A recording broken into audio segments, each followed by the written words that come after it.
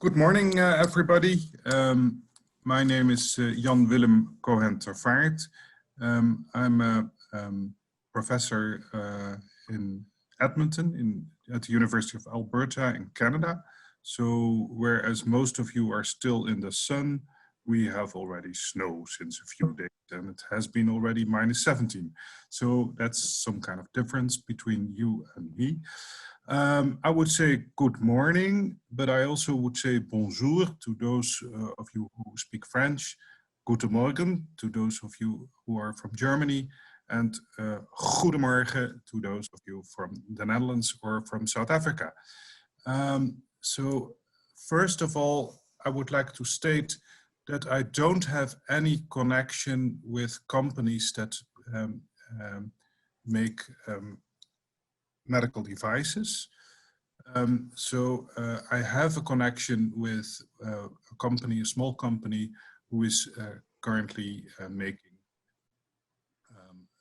an anti-inflammatory drug which is being tested in vasculitis. I have no connections with medical devices, and I'm not hired by the government or anything like that. So also I would like to stress that I'm not a surgeon. So I was trained as an internal medicine specialist and a nephrologist, immunologist, and finally rheumatologist. But I don't do plastic surgery. I'm not a surgeon. I don't do that. So when we are looking at breast implants, it's always a puzzle how many women do have breast implants. And actually, there's not a good registration. So Minsje de Boer from the Netherlands finally found a good way to test how many women do have breast implants by looking at the X-rays that are routinely made in the Netherlands for screening. And from that, she could calculate how many women do have breast implants. And it's an estimation that between 2 to 4% of women have breast implants in the United States and in the Netherlands. And here you can see the figures from the paper that Minsje de Boer wrote. So at the age between 20 and 30,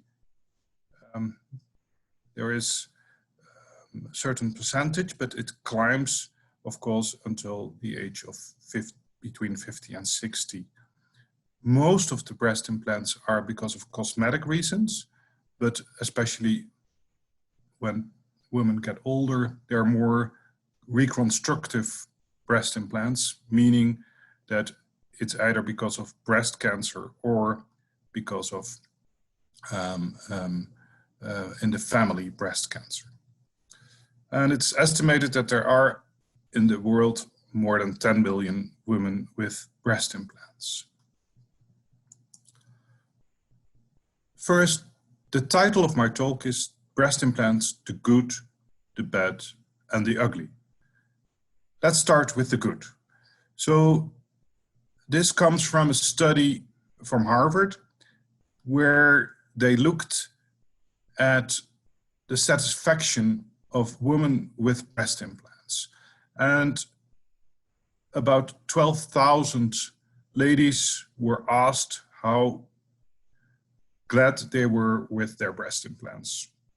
And they did this study at 1 year and at 4 years. And about 10,000 still participated at the study at 4 years. And what was found is that if they are asked how satisfied are you with your breasts, before surgery, 1/3 was satisfied, and after surgery, this increased to 88% and 85% around after 4 years. So the short-term effect of a breast implantation is satisfactory. There are not a lot of good studies where this has been looked at later on.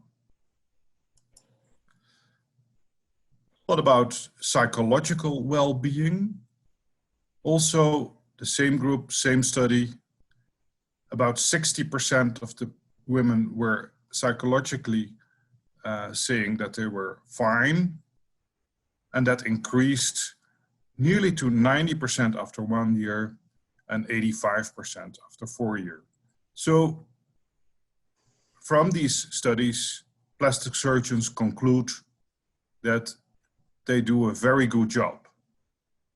Women are very satisfied with the breast implants that they are given. Either it is silicone-filled or saline-filled breast implants. There's not a clear difference between the two.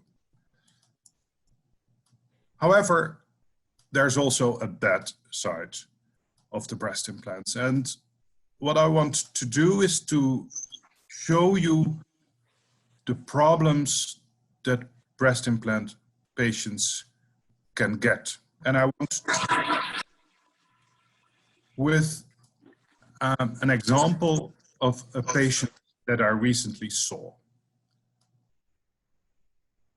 This is a 33-year-old woman, and she had breast implants 8 years before I saw her. It was because of cosmetic reasons. And these were silicone breast implants from allergen, and they were textured implants. She came to me and told me, okay, I am tired. I'm already tired since a year of 5. And it's clear that this fatigue doesn't go away. Importantly, she also mentioned that since 4 years, she is already tired when waking up. So sleep does not refresh the fatigue. And if she has done something special, for instance, a party where her sister asked her to come and to be there as the maid of honor, so to say, she also mentions that she has sleep problems. Falling asleep takes more than 60 minutes. And if we are discussing sleep, we always have to realize that we have a hormone that is very important for sleeping. And that hormone is called melatonin. It's made when it's dark, and it goes about 2 to 3 hours later. There's a peak, and then you fall asleep. And it stays high during the night. And then in the morning, when the light is coming up, you are going to wake, and then it's decreasing again. If we measure patients with breast implants with poor sleep, we found a different pattern. So this is the pattern that I have myself, hopefully. So I'm awake during the day. At about 8 o'clock, it's going to rise. At 11 o'clock, I'm going to bed. I'm going to sleep. And in the morning, normally a little bit later than today, I'm awake again. However, in patients with breast implant illness, we quite often found this pattern. So they go to bed also at 11 o'clock. However, their melatonin level is still very low. It stays low and then goes up during the night. And if they have to come to be awake at 7 o'clock, their melatonin level is still very high. So they're very tired when they are awake. So one possibility is, of course, to replace the sleep hormone with medication, with melatonin. 3 milligrams taken 3 hours before sleeping. Apart from the fatigue and the sleeping problems, the patient also mentioned that she has joint pains. Joint pains that were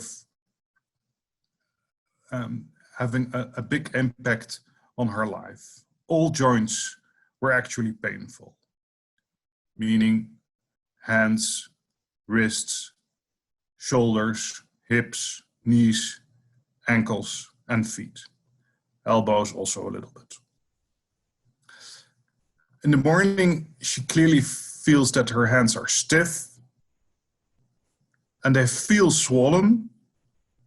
But if you look at the joints, you don't see the swelling. So it feels swollen, it feels that they're very stiff, but no real red swollen joints are visible. And she tells me that when she's standing up out of the chair, she feels she's an old lady.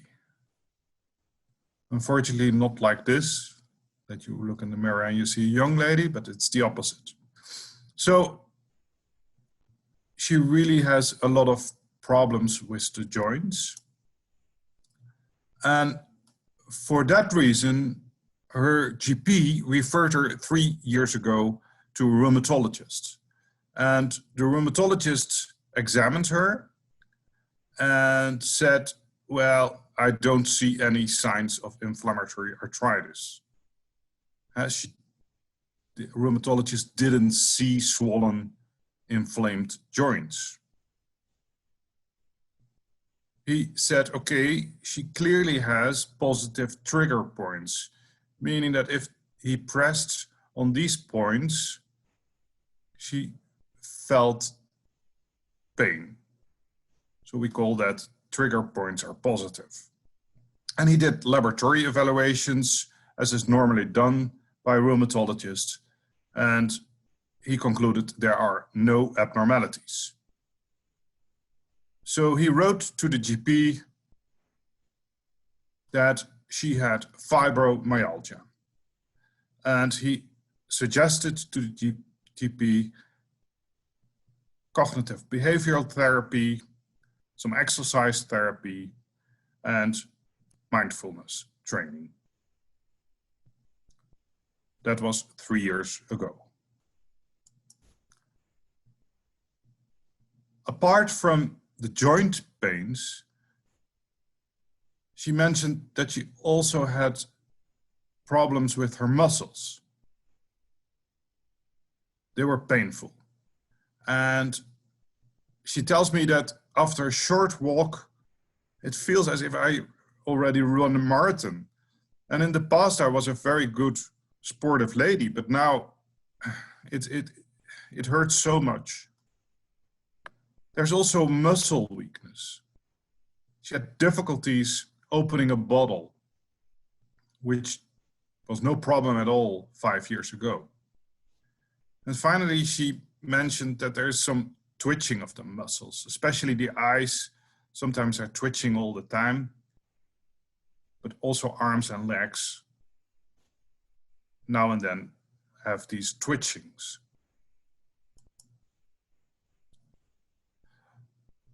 Another very important manifestation that she reported was her dry eyes, especially during the day and in the evening.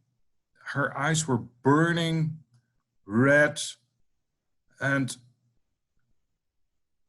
that was very unpleasant. She tried some eye drops, but that only helped for a short period, and then it began again.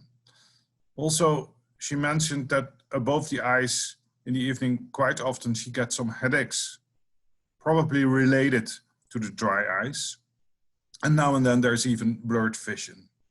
Fortunately, she didn't have any real eye infections for which antibiotics and/or steroid drops were needed. Apart from the dry eyes, she also complained about the dry mouth, with some difficulties to swallow bread and meat. So she nearly always used some water to get that down. And also, she mentioned that recently she went to the dentist, and that the dentist was not very satisfied. She had developed some gum disease, and he was afraid that she was going to get caries as well.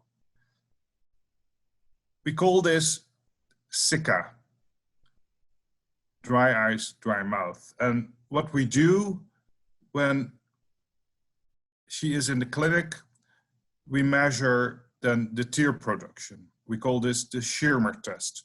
So we put a little strip in the eye, and then we measure how many tears are produced.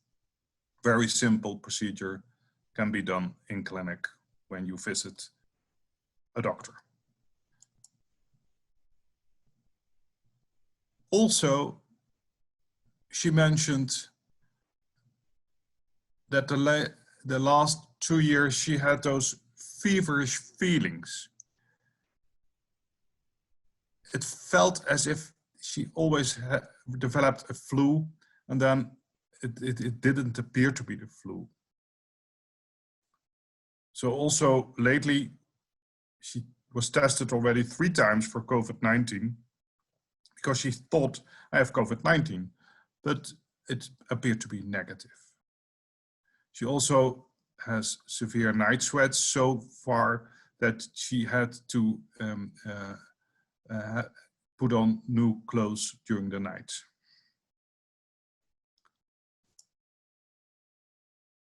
A very prominent and important manifestation that she reported is what we call the fibro fog. She has cognitive impairment with problems finding words. She forgets things easily. So for instance, when she closed the door, after a few meters, she thinks, oh, did I close the door? Her GP was afraid that she had multiple sclerosis and referred her to a neurologist. The neurologist performed an MRI scan of the brains. There were some minor abnormalities, but it was clearly not very significant. So the conclusion of the neurologist was, okay, it's not multiple sclerosis. We can't find any serious abnormalities. So congratulations.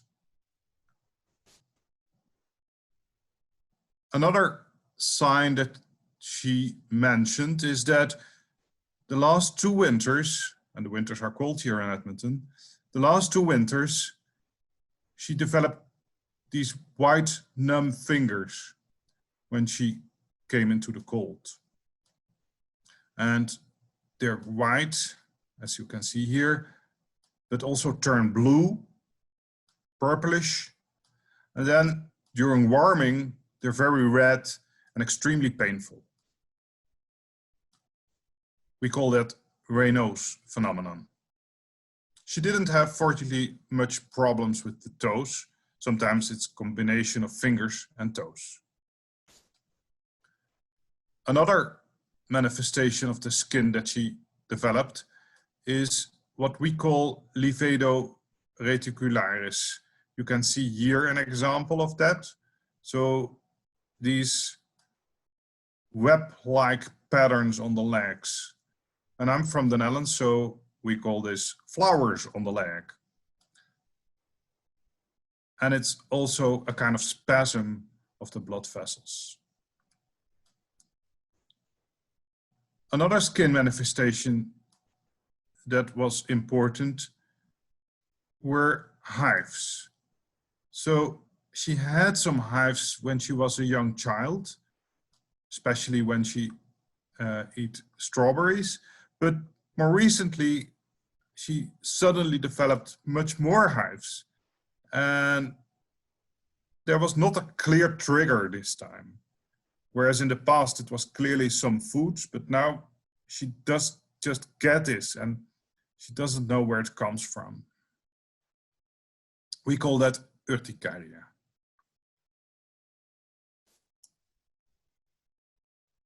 She mentioned that as a child, she had asthma and some seasonal allergy, but about at the age of 20, she grew over it. However, recently it all seems to come back.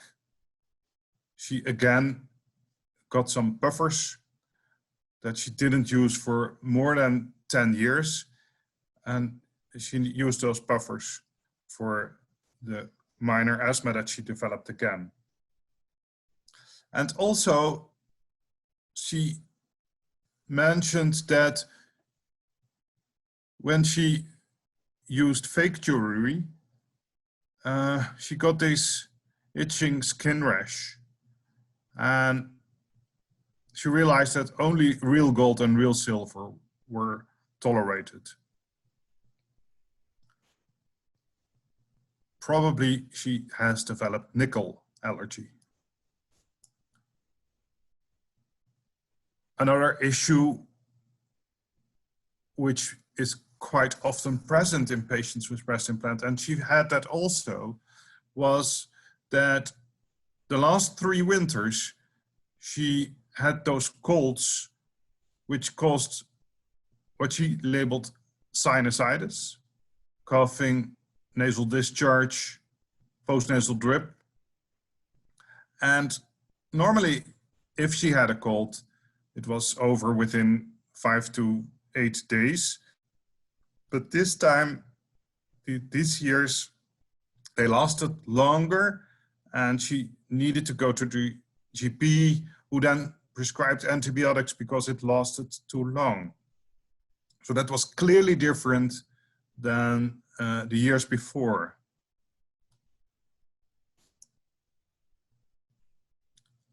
She has already for a long time what we call IBS, Irritable Bowel Syndrome.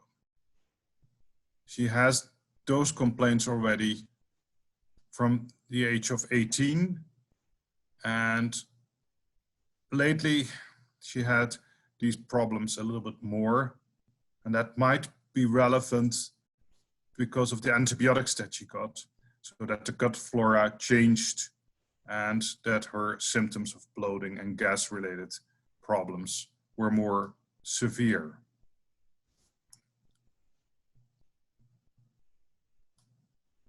Okay, so with all these complaints, the GP thought, well, I think it might be related to the breast implant. So she was referred back to her plastic surgeon, who did an examination. He did not find severe capsule formation. He performed an MRI, and it shows no rupture. So the plastic surgeon, when she came back again to him, said, okay, congratulations, nothing wrong. Your breast implants are perfect. I put them in, and they were already the Jaguars or the Porsches or the Ferraris, and they're still very good, nothing wrong with it.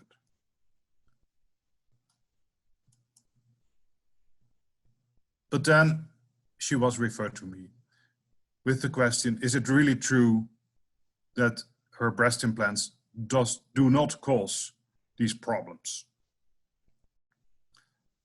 After taking the history, we always do a physical examination where we focus on the lymph nodes. And you have especially lymph nodes that we examine in the neck, the armpits, and in the groins. And actually, at all 3 levels, lymph nodes were swollen, and they were very tender in the neck and in the armpits. So it is clear from the story that I tell you now that this patient is the typical example, the classical example of breast implant illness. So we also do some laboratory evaluations. The GP and the rheumatologist that examined her said there's nothing wrong. That's actually not completely true, because CRP is normal, which is the value that we measure for inflammation, but if you look a little bit more specific to what we call granulomatous inflammation, there's clearly elevated levels of soluble interleukin-2 receptor and angiotensin converting enzyme. And those are markers for that granulomatous disease that patients develop when she have breast implant illness. Also, we always test these patients for a lot of different autoantibodies that may cause these symptoms as well. So patients with autoimmune diseases may have similar problems. So we tested her and one antibody became back positive, and that was an antibody to SCL70. It's an antibody that we generally find in a very rare autoimmune disease called systemic sclerosis. But we can also sometimes find this antibody without a clear clinical picture of systemic sclerosis. So what we always do in our patients who present with these breast implant illness is we also look at the blood vessels. Blood vessels are essentially not normal when you develop systemic sclerosis, and also in other autoimmune diseases like lupus, these blood vessels are not normal. So how do we do that?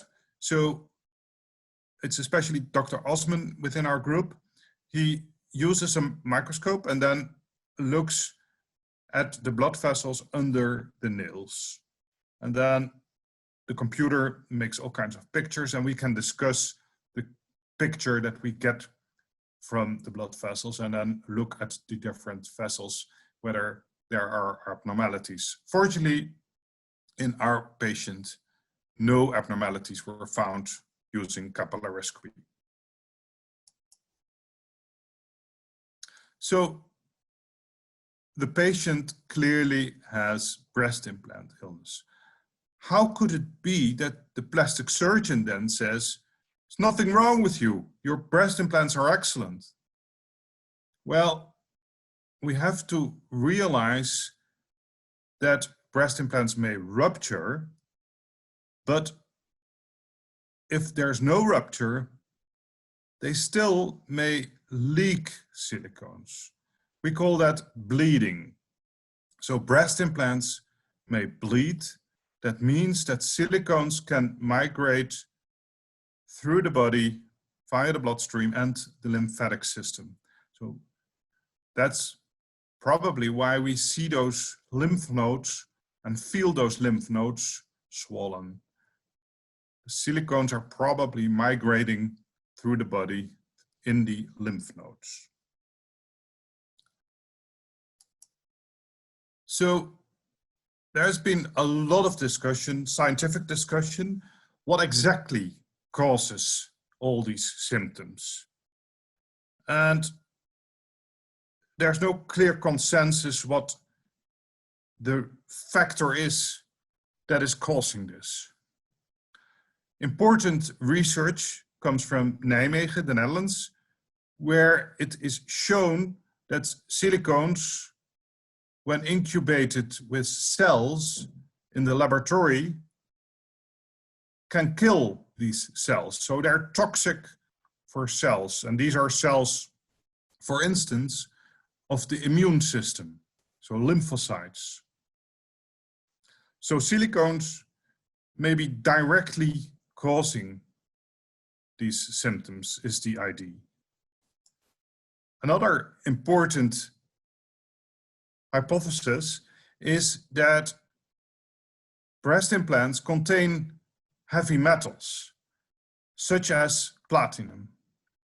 And platinum and other heavy metals have been demonstrated often to cause immune activation. So if your breast implants leak, it's the idea that these heavy metals leak also, and that you can even measure these heavy metals, such as platinum, in the bloodstream. So that might be another factor.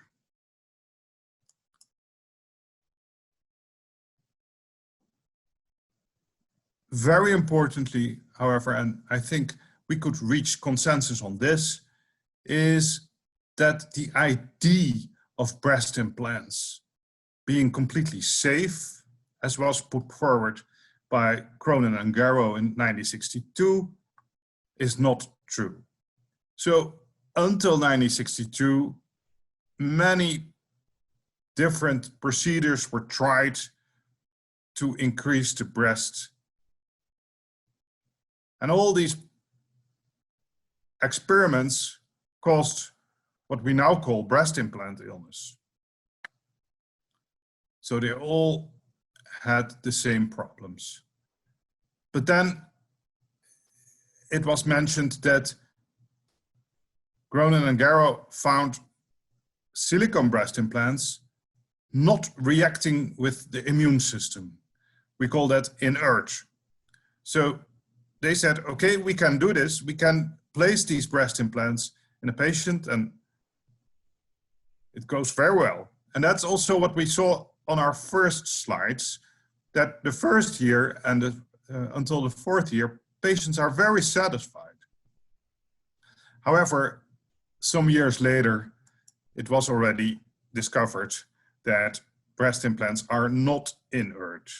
So they have a reaction with the immune system. How do we know that? Well, first of all, quite often, capsular formation may occur after breast implantation. And it's been even found that more than 50% of the women finally got some capsule formation. And if you look at the capsules, what is actually a capsule? It is formation of fibrous tissue, and that formation is due to inflammatory cells. So cells of the immune system actually are heavily doing this. So that means that indeed the breast implant is not inert. It causes a reaction of the immune system. No doubt about that. And these capsules can be rather severe. And I don't show a lot of these dirty pictures, but this is sometimes what you find if you remove breast implants. So clearly not normal anymore. So from this, you can say, okay, the concept that silicone breast implants are inert is not correct. If you incubate silicones in the laboratory with immune cells, nothing happens. So Cronin and Garrow were correct. However, outside of the laboratory and you place the breast implants in a patient and then look what's happening, you found capsule formation. And then in the capsule, you clearly see activation of T cells, meaning that outside of the patient, nothing happens. But if you put them in a patient, then T cells and immune cells are activated. And if you do more careful research on what kind of T cells we find there, you see those T cells that are very much involved in autoimmune diseases. So the immune system is not well regulated and activated into T cells that are causing inflammation. How does that work? Well, that's a general thing. So if you put an implant in a patient, there's immediate formation of edema, some swelling, some blood, and then certain cells called mast cells are activated. And there's blood clots formed, fibrin deposition, and so quite soon after the implant is placed in a patient, inflammatory cells are recruited, they release all kinds of proteins, and then some cells are going to die. So this is a general phenomenon that happens always when you put an implant in a patient. There's no free ride. Fortunately, it doesn't cause always a lot of problems, but it's occurring always at the level of the implant. There are these inflammatory cells and there are these fibrin depositions. So immediately after implantation, there are these proteins and there's phagocytes, these inflammatory cells visible, and this process is dependent on mast cell activation. So histamine is an important factor here. But there's more. There's not only these proteins and these inflammatory cells, but also some bacteria are quite often found immediately on implants. And they form a kind of biofilm that's very hard to get rid of. So together they survive and they have a very good life on the implant. Hard to get away with it. So that's locally. So locally, there's all kinds of inflammation around an implant. So is it then possible that local implantation in the breast causes systemic effects, as we see in breast implant illness?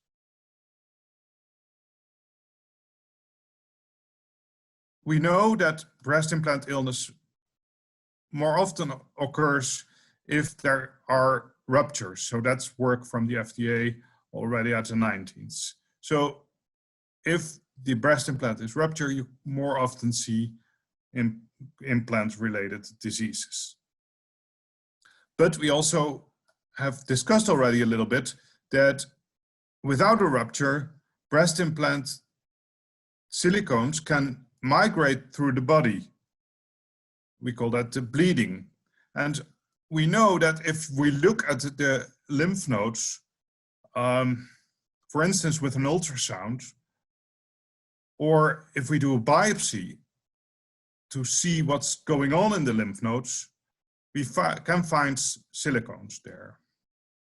So yes, local implantation can cause systemic silicone depositions. We know that. How often are these implants rupturing? There's good evidence from the older implants that about half of the implants are ruptured after 10 years. But for the newer ones, we don't have good results yet. And the industry states that rupture rates are much lower. However, very good studies have not been demonstrated. And the question indeed is how important is that? Because we know that during aging, these implants still bleed. So it's not that important to know whether they're ruptured or not.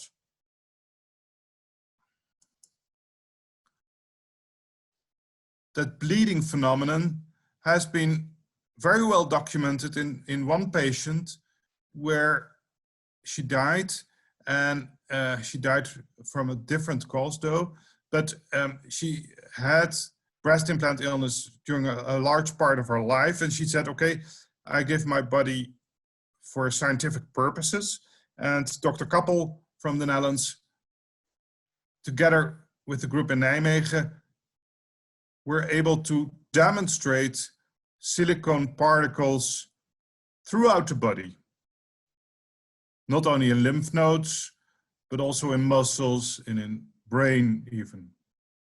So importantly, these silicones were surrounded by multinucleated giant cells, meaning that the immune system tries to get rid of these silicones. So demonstrating that there is an immune reaction to silicones. So they're not only migrating through the body, they also cause in the body an inflammatory reaction. So the answer is yes, silicones locally implanted can cause systemic activation of the immune system. How does that work? In general, if you have the right genes to develop a disease, there need to be some immune stimulator factors, such as adjuvants. Adjuvants are things that help the immune system to start. And then you can develop diseases like well-developed, well-differentiated autoimmune diseases like rheumatoid arthritis, lupus, systemic sclerosis, etc. But you also can develop less well-defined diseases. And I will discuss that a little bit more. So, implantation of breast implants is associated with activation of the immune system. Patients develop local complications as a result of the activation of the immune system, so capsule formation, but patients also develop these flu-like disease symptoms with fatigue, joint and muscle pains. And that disease has had several different names in the past. Breast implant illness, human adjuvant disease, ASIA, etc. And in the laboratory, you really can confirm that there is immune activation. However, normal laboratory findings done by GPs and by specialists who are not specifically looking at it do not find anything. So the concept came in 2011 by Professor Schoenfeld from Tel Aviv, that this particular combination of symptoms can actually occur after different external stimuli. So it can be a silicone implant, but can also occur after other stimuli, such as, for instance, joint implants or mesh. And importantly, if you remove the agent, you see improvement of the symptoms. This has now called autoinflammatory / autoimmunity syndrome induced by adjuvants, or ASIA. So ASIA is the new term that we generally use for patients who develop breast implant illness. So that breast implant illness has had a lot of different names. Human adjuvant disease was called originally, later on adjuvant breast disease, silicone-related symptom complex, siliconosis, ASIA due to silicone implant incompatibility syndrome. It's all the same, and the symptoms did not change since 1962, despite the fact that the industry says our implants are much better. We still see the same symptoms. Names, however, differ. So why is breast implant illness the term that's being used in the United States whereas in the rest of the world, more and more physicians call this ASIA. I think that in the USA it's stated that it's still unknown whether breast implants actually cause breast implant illness. And as quite often, it's America last instead of America first. So importantly, I think we should convince also physicians and health authorities in the United States that there is a causal relation between the breast implants and the breast implant illness. So are these silicone breast implants really the cause? Are they really activating the immune system? Well, if there is activation of the immune system, if that's chronic, then you would expect that the immune system finally fails. We call that immune deficiency. And is going to make mistakes. We call that autoimmunity. And more severe mistakes are called lymphomas. So let's have a brief discussion whether this is true. So first of all, are immune deficiencies occurring in patients with these breast implant illness? Let's go back to my first study some time ago, where we looked in 32 patients with breast implant illness. What happens? So these patients developed symptoms at an average period of 10 years after the implantation. And what we found is that about half of the patients developed some kind of immune deficiency. So 8 had low IgG levels and 7 other patients had low IgG subclass levels. So these patients developed immune deficiencies. I published that. Recently, we looked at the Edmonton data and also found that many patients that we saw, either with silicone breast implants or with saline breast implants, had these immune deficiency abnormalities, which is actually extremely rare in the population. So only 1 in 50,000 people have these, what we call common variable immunodeficiency. So there's a clear increase of immune deficiencies in patients with breast implant illness. Whether that's the cause, whether it's caused by the breast implant, that we don't know yet. But it's clear that there is a lot of immune deficiencies.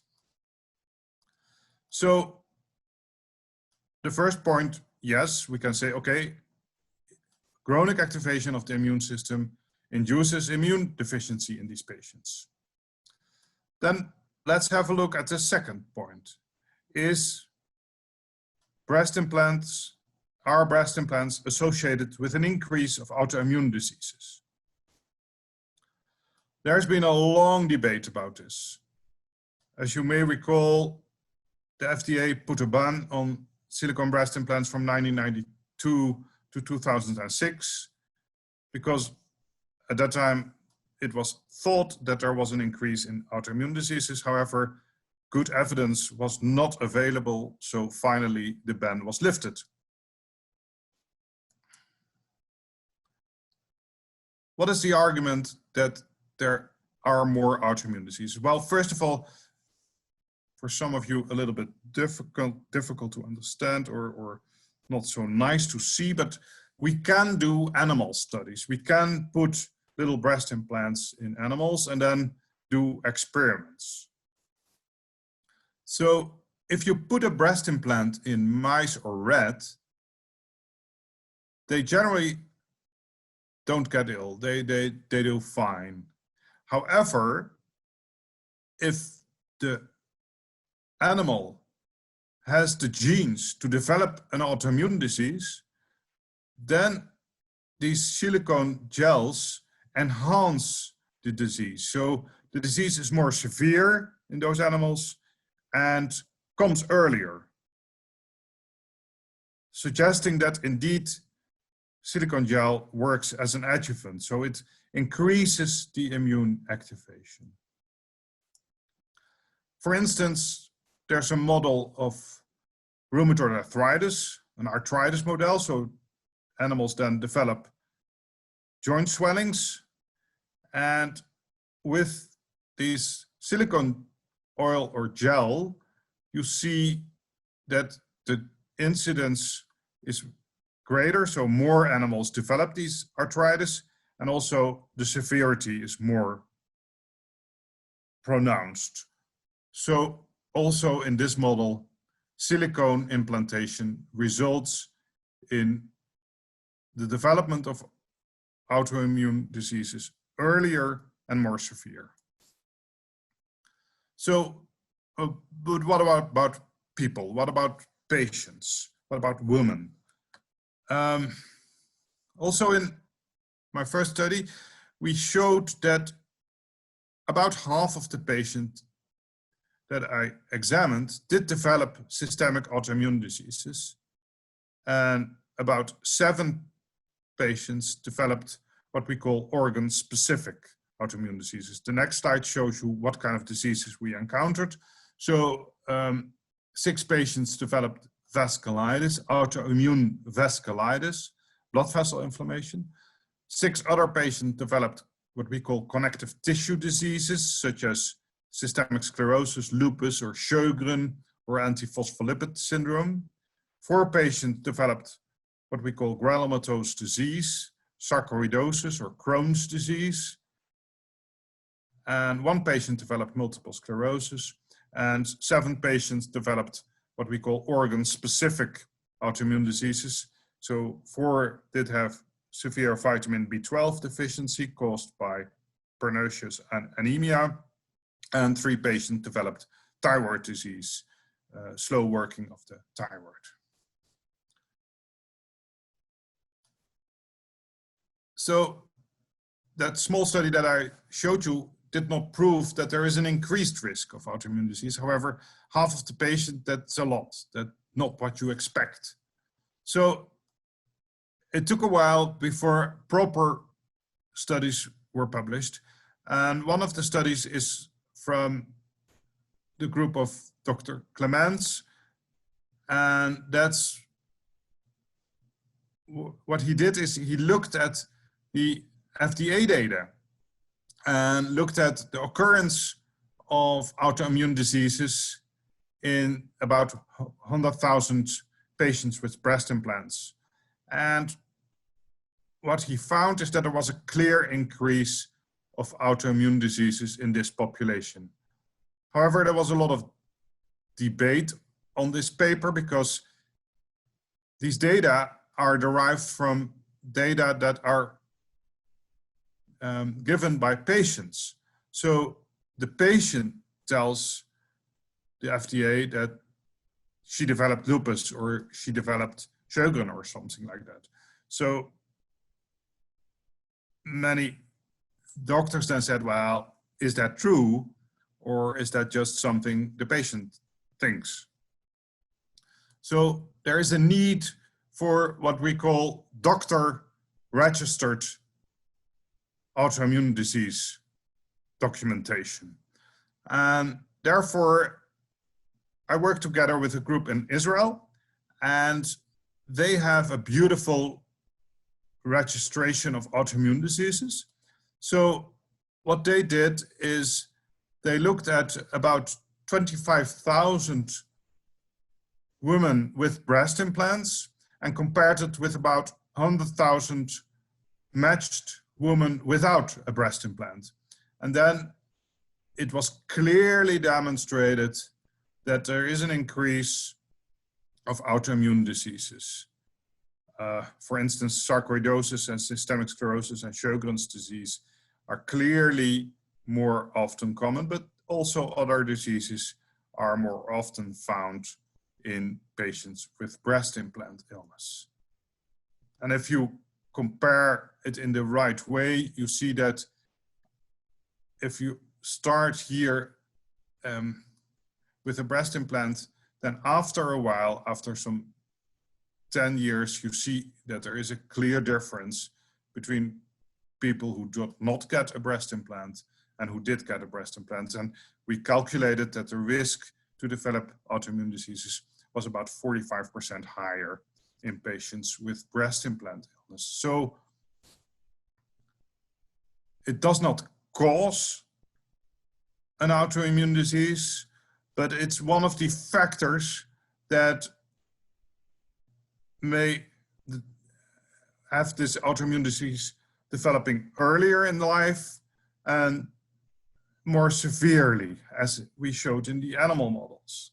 So yes, it's one of the factors. There's many other factors that are important also as triggers for autoimmune diseases, and it's never the only factor. It's quite often in combination, for instance, with vitamin D deficiency, as we showed.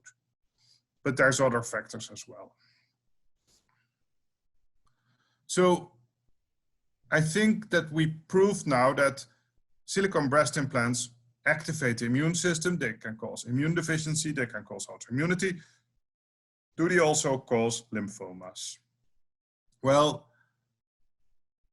after the first description by Daphne de Jong from Amsterdam, it's now clear that also lymphomas occur more often in silicone breast implant illness.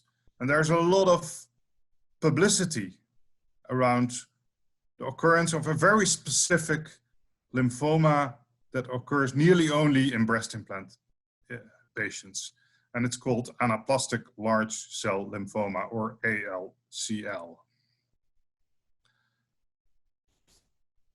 However, fortunately, ALCL is very, very rare. We calculate that about 20 to 25% of the women with breast implants may develop ASIA, so breast implant illness. And only 30 to 80 out of 1 million women with breast implants may develop ALCL. So yes, lymphomas can occur, but it's an extremely rare phenomenon compared to breast implant illness. Okay, so now let's discuss a little bit what shall we do with our woman with breast implant illness. So therapy is explantation. Explantation with capsulectomy. And also this is a study from Dr. Kappel, where she compared those patients who had total capsulectomy and those patients in whom she did not do total capsulectomy, or it was not possible to do total capsulectomy. And what you see is these are the symptoms before explantation, and these are the symptoms after explantation. And you see that after, when capsulectomy is not completely done, more symptoms remain.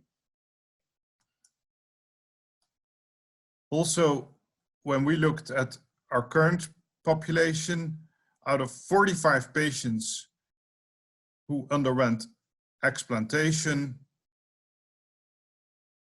only one patient opted for a new, now saline implant, and all others did have explantation without implantation of some new implant. And then the recovery rate is 82%. So 82% of the patients are very satisfied with the explantation. The other 18% had some improvement, but not as much that they are really convinced that it helped a lot. Patients that did not recover generally had not a total capsulectomy, but only a partial capsulectomy, and also had a longer period of these breast implants in their body.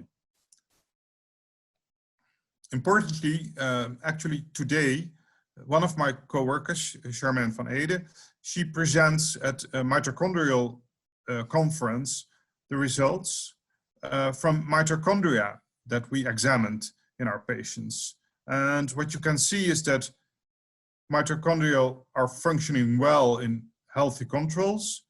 However, in patients with fibromyalgia, there's clearly mitochondrial dysfunction, which is also present in breast implant patients.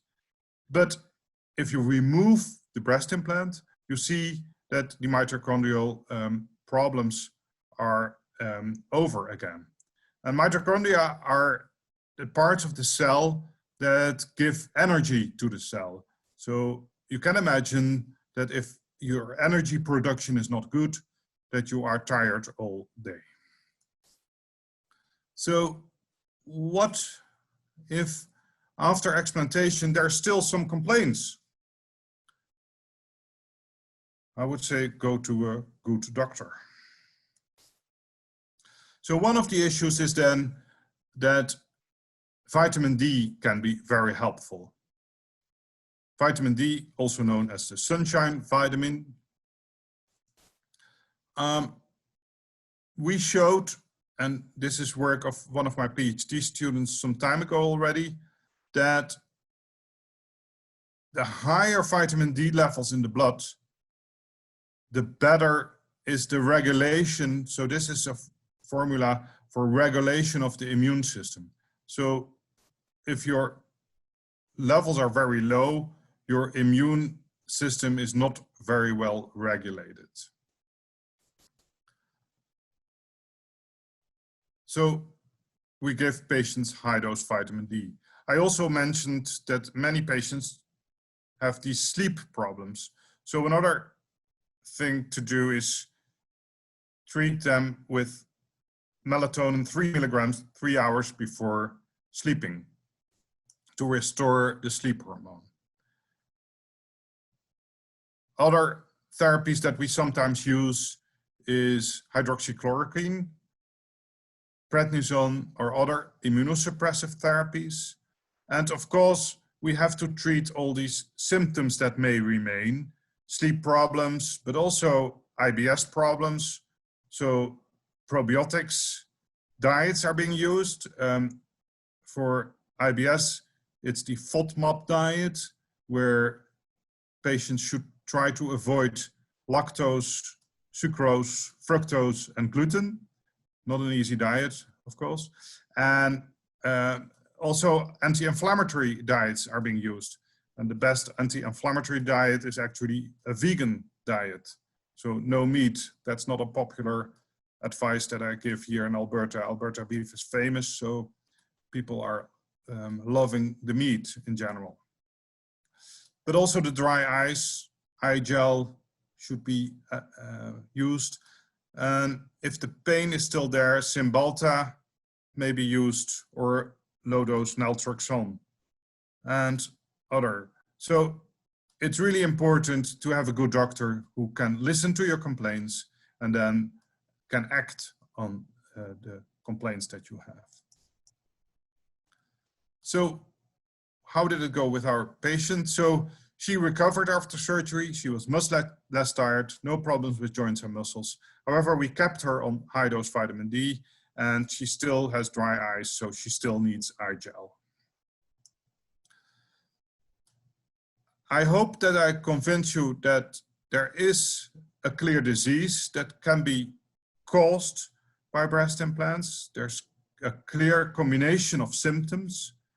And I think it's important that during this summit, we should reach some kind of consensus that it's not breast implant illness, an illness associated with breast implants, but that it's an illness that is induced by breast implants. So an autoinflammatory / autoimmunity syndrome induced by breast implants that act as an adjuvant. And that's why we call this disease ASIA. So I come to the end of my talk. So I would acknowledge Dr. Rita Kappel. We started together 30 years ago discussing that there was an issue and that we should do something on it. And we did. And these are the PhD students from Maastricht, Maartje Collaris and Mintje de Boer, who worked a lot on breast implant problems. And the co-supervisor of these two ladies is René van der Hulst, the professor of plastic surgery in Maastricht, who we work together very closely. And it was very nice to find somebody within plastic surgery to do these studies. And of course, a lot of thanks to Professor Yehuda Schoenfeld, who actually started with the idea of ASIA. But also my research group in Edmonton, Naima, who is the doctor who is seeing all the patients and doing all the interviews, Desiree Redmond, who's helping Naima and is organizing everything, Lamia, who's one of our PhD students, and Charmaine, who did all those mitochondrial studies, and most importantly, Mo Osman, who is my colleague, rheumatologist, who helps me a lot with all these studies. And I mentioned in the beginning, it can be cold here, but it's also beautiful here. So these are the Rockies that we can see nearly from our hospital. So thank you very much for your attention. And then we can see whether there are questions. Yes, thank you, Dr. Tervaert. That was an amazing, detailed presentation and summary. It is absolutely perfect in what we are trying to make everybody aware of at the Breast Implant Health Summit. We do have a couple of questions if you have some time. Yes, I have time. One from Dawn in the chat is, if the implants are removed, does the silicone rid itself or does it remain in the body? Yes, of course, it's unfortunately, it's impossible to remove the silicones that are migrated into lymph nodes. So they remain there. So the goal of therapy is not to remove those silicones, because that's impossible, but to demonstrate the immune system that they should not attack those silicones anymore that aggressively. So it's a little bit the same as allergies. Generally, if you have allergies as a young child, we say you grow over it. Well, actually, it's your immune system that gets used to those allergens. And that's a bit the same with silicones. So therefore, we keep patients on high-dose vitamin D. High-dose vitamin D makes the immune system better regulated. If your immune system is not well regulated, you are very aggressive on allergies or other antigens, and that's not nice if you are constantly activating your immune system to these silicones. So in short, the answer is no, you can't get rid of those silicones that are migrated in the body, but you can adjust the immune system. And in general, we do that by immunomodulation with vitamin D, but sometimes we need to suppress the immune system, and that's what we do with hydroxychloroquine and prednisone. Wonderful. Not wonderful, but like it is. I do see, if I may add a little bit, I've been doing some visceral manipulation and lymphatics with some heat therapy in my practice. My practice is very small, so it's not like a large N. And I do some ultrasound, you know, maybe on a weekly basis for some, and some it's every other week. And the snow effect that you see with some therapies, I'm going to say where we look, like in the armpit, if you see the snow on ultrasound, over time, the snow goes away. That doesn't mean, I want to be clear for everybody, I'm not saying that the silicone leaves the body, but it can move, and we don't know if that's a good thing or a bad thing. So These are just preliminary thoughts and occurrences, but it does seem to flow. And when we look at Dr. Capel's presentation, she's actually going to depict the autopsy that she did on the lady. You can see where the silicone is found in this woman, and it does end up in the GI tract. So I want to say that there's hope for excretion. We just don't know what that looks like at this time. Yeah, so I may add a little bit. Yeah. So the hypothesis is that silicones actually may bind to aluminium. And so that's another factor that might be not too bad to have those silicones, but that you might try to get rid of the aluminium-bound silicones, which aluminium has been known for years, especially I'm a nephrologist. So in kidney patients, we used to treat those kidney patients with aluminium to avoid all kinds of bone diseases. We stopped that now, but because of the side effects of aluminium, aluminium caused also a kind of fibro fog. So therefore, it's the idea that silicones may bind to aluminium, and then what has been advocated is to drink a lot of silicone-rich water, which may then Bind the aluminum. binds the aluminum so that the aluminum can be excreted.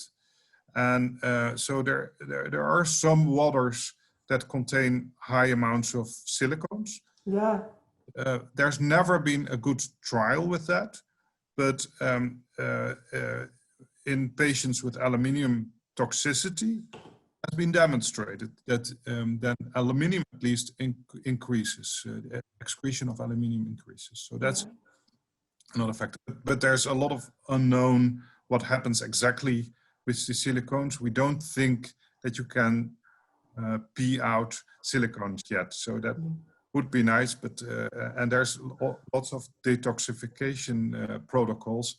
I'm not sure that everybody shows that silicone is disappears from the body. So that's a little bit agreed. still. And please, people, this is a discussion. This is not a protocol to go home and try and do things on your own. This is putting everything at the table so we can figure out what the best next step is, so we can research and we can do the things to make us healthy and well. We do have a couple of other questions here from Joanne. Is there a link with increased susceptibility to EBV infection or mono? Yeah, so we're currently looking at the immune system, and we have some preliminary data indeed that the factors that are important for viruses such as these viruses, EBV is one of the family, that these cells are not functioning well. But EBV infection in general is something most people come in contact with the EBV virus at a very young age. So at the age that they go to the child care facilities and preschool. So most of the people do get EBV already at that time, and then they're not ill from it. Those who develop fever are generally the students or the adolescents and develop this disease, this kissing disease, at the age of 15, 16, or a little bit later. And so that's when you have generally no breast implants. So I'm not sure whether it indeed is very important for EBV. It is, however, has some importance for herpes viruses And of course, shingles is also one of the herpes viruses. So that's a more important issue, I would say. Thank you for that answer. Joanne has two other questions. Has an increased incidence of skin-related problems, say on the face, type of acne, is that caused by yeast, or do you have any thoughts on the rashes that we see, or the? Yeah, so the major rash is of course hives, but folliculitis or acne-like disease occurs also quite often. It can be managed in general very well with doxycycline or minocycline. I'm not sure whether that's yeast related. I think more bacterial related. And of course, patients, 25 to 50% of the patients do have humoral immune problems, meaning that they have low antibodies. And that means that bacterial infections are much more difficult to treat. So we need much more often antibiotics in patients with breast implant illness than in healthy people. Healthy people generally, if they have a cold or if they have a skin infection, it goes over by itself. But here, because of these problems with the immune system, we need specialists to help us. And we do that with antibiotics in general. Thank you. And one last question. What are your thoughts? Are there any benefit of supporting therapies if a patient refuses to explant? Like, is there hope for those? Of course. I mean, we can modulate at least the immune system. That's the vitamin D. But of course, we can also suppress the immune system.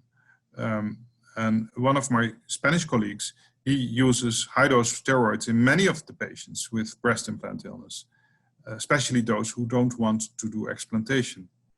However, high-dose prednisone is not well tolerated in general and makes your face not so nice, and you gain a lot of weight.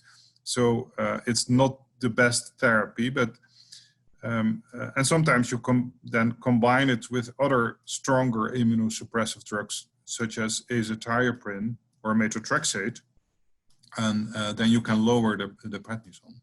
So yes, we can suppress the immune system, and then you can hold your breast. But my preference is indeed explantation, and then see how much of the immune system should be attacked. And those are steroids and methotrexate. They're not drugs without their own side effects or potential side effects. So, sure. I mean, you know, so that's why we use vitamin D. It's an immunomodulator, so it's safe. It doesn't have all those side effects in general. Yeah. What do you? This is my question. What range vitamin D do you like to keep your patients at, and what is your dosing to get them to where you like them to be? Okay, so we don't do vitamin D levels, partly because in Alberta it's not allowed to do that, because everyone's low. Deficiency, and then there was too much test done in the past before I came to Alberta, actually. So, but that's also the same story is true for our studies that Jos Smolders, my PhD student, especially did.